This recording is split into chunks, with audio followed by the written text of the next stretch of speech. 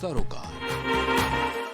नमस्कार, आप देख रहे हैं प्राइम टीवी। मैं हूं आपके साथ आरती तिवारी। वक्त हो चुका है राष्ट्रपति का, जहां बुलडोजर एक्शन पर सुप्रीम कोर्ट ने सख्त टिप्पणी की है। सर्वोच्च अदालत ने कहा है कि लोगों की सुरक्षा सर्वोपरि है। ऐसे में सार्वजनिक जगहों पर अवैध निर्माण पर बुलडोजर एक्शन नहीं रोकेगा। इसके साथ ही सड़क के बीच धार्मिक निर्माण गलत है।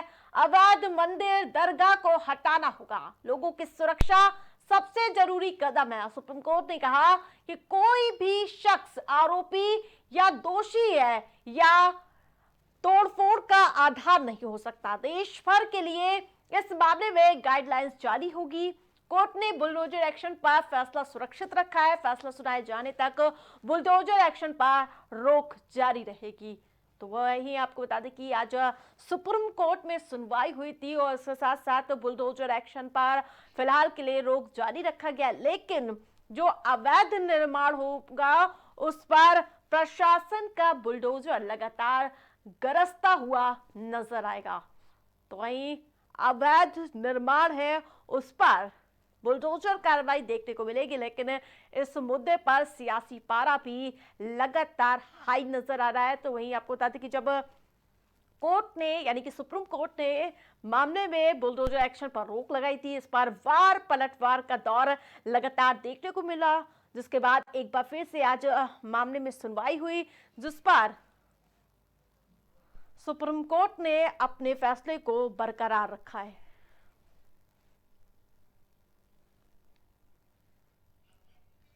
तो वहीं अवैध निर्माण जो होंगे उस पर लगातार बुलडोजर एक्शन देखने को मिलेगा। तो इसके साथ साथ नगर निगम की जो कार्रवाई जारी रहेगी अवैध निर्माण के खिलाफ, या फिर फुटपाथ पे जो अवैध दुकानें होंगी उस पर बुलडोजर प्रशासन का गरजता हुआ नजर आएगा। लेकिन जिस प्रकार से विपक्ष इस फैसले पर खुश नजर आ रहा था और सराहना कर रहा था सुप्रीम कोर्ट के फैसले का, तो वो कहीं ना कहीं एक बार फिर से वो फैसला सुप्रीम कोर्ट ने बरकरार रखा है। लेकिन योगी सरकार ने भी इस पर दलीलें दी है कि जो उचित कार्रवाई है या फिर जहां पर अवैध निर्माण है उस पर ही प्रशासन का बुलडोजर गरजता हुआ नजर आता है। तो वहीं सरकार की तरफ से भी दलीलें रखी गई। इसके साथ साथ विपक्ष सुप्रीम कोर्ट के इस फैसले की सराहना कर रहा है।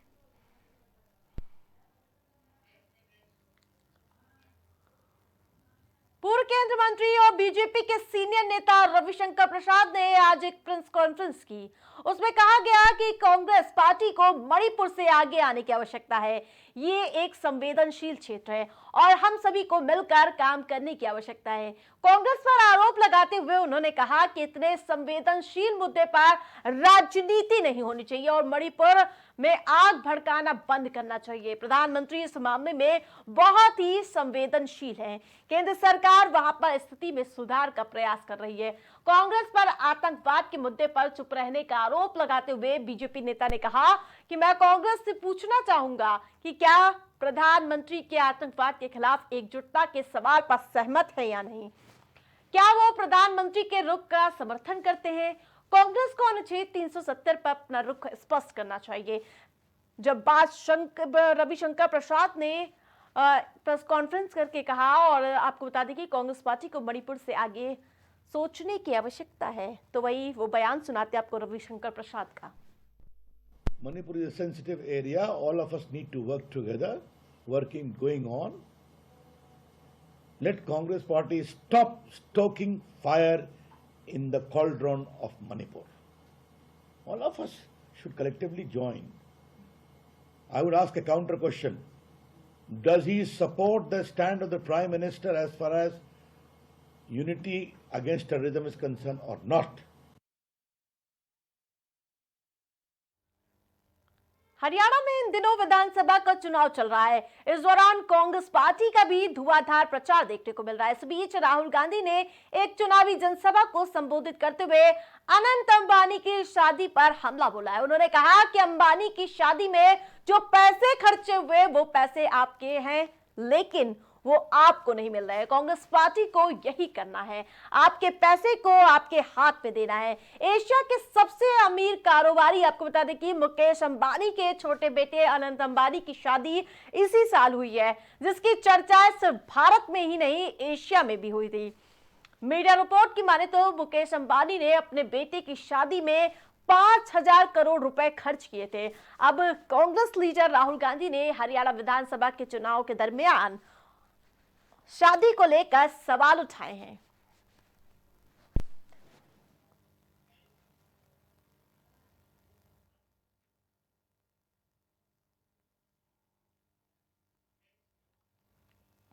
पश्चिम उत्तर प्रदेश की सियासत में सत्ता पक्ष से लेकर विपक्ष के नेताओं ने बयानों से सियासी उबाल ला दिया है। बीजेपी के पूर्व विधायक संगीत सोम ने पहले कोऑपरेटिव क्षेत्र के एआर अधिकारी को धमकाया और अब आरएलडी को 1.5 जिलों की पार्टी बताया। जी हां, संगीत सोम अपने बयानों को लेकर अक्सर बीजेपी की टेंशन बढ़ा देते हैं। वहीं सपा विधायक महबूब अली के बिगड़े बोल है। जी हां, अखिलेश यादव का पश्चिम यूपी में सियासी समीकरण गड़बड़ा सकते हैं। इस तरह बीजेपी और सपा दोनों ही अपने अपने बयान वीरों की वजह से टेंशन में हैं। मेरठ के सरदना से बीजेपी के विधायक रहे संगीत सोम लगातार विवादों में है। गन्ना समिति के चुनाव को लेकर पहले सहकारिता के सहायक प्रबंधक दीपक थरेजा को फोन पर धमकाते हैं और उठवाने तक की बात कह देते। इसके बाद उन्होंने कहा कि अभी तो फोन पर कम धमकाया है। संगीत सोम के धमकाने को लेकर बीजेपी और योगी सरकार पहले से ही विपक्ष के निशाने पर है और सहयोगी भी सवाल दाग रहे हैं। और इसी के साथ साथ अमरोहा से सपा विधायक महबूब अली ने रविवार को बिजनौर में पार्टी के संविधान मान दिवस कार्यक्रम को संबोधित करते हुए विवादित बयान दे दिया। उन्होंने कहा कि मुस्लिमों की आबादी बढ़ गई है और बीजेपी का राज खत्म हो जाएगा। कान में कहेंगे, झोला डाल के आएंगे और आने वाले वक्तों में समझ लो अब तुम्हारा राज खत्म हो जाएगा। आबादी बढ़ रही है मुसलमानों की इतनी, और आगे सत्ता में आ जाएंगे। ये काम तो मुगलों के बस की नहीं जो 850 साल हुकूमत कर गए, उनकी हैसियत कुछ नहीं हुई। आज गुमराह के देश को चलाने वाले ये एहसास कर ले कि हिंदुस्तान का आवाज जाग चुका है, पार्लियामेंट ने भी जवाब दिया है और आने वाले वक्त में इंतजार कर ले 2027 के अंदर आप जाएंगे जरूर। अब आपने एक अधिकारी को धमकाया, आपका बड़ा वायरल हो रहा है वो वीडियो कि आपने एक अधिकारी को धमकाया।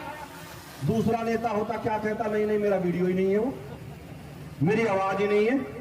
मुझसे अभी पत्रकार बंधु पूछ रहे थे कि आपने धमकाया, मैंने कहा हाँ मैंने ही धमकाया।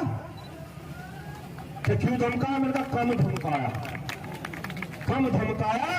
अगर सही से काम नहीं करेंगे, कानून का पालन नहीं करेंगे तो पब्लिक के जूतों से भी पिटवाऊंगा, अभी तो ये काम नहीं होगा। बात करते साहब, मैं आप लोगों से कहना चाहता हूं, कमजोरी की बात मत करिए, कमजोर मत होइए। लेकिन मैं फिर कहता हूं, जहां 4 बर्तन होते हैं ना साहब,